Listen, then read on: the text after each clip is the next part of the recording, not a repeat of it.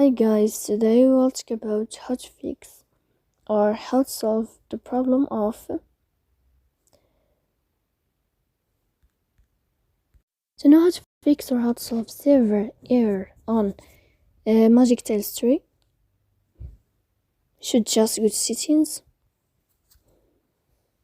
After that you can click on apps, default apps, app settings.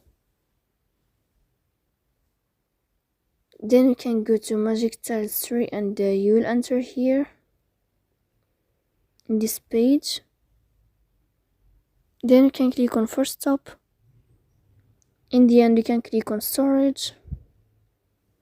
Here you can click clear cache. Don't click clear data because that can cause the errors in your app. In the end you can turn off your phone and you can turn on your phone again to fix that problem.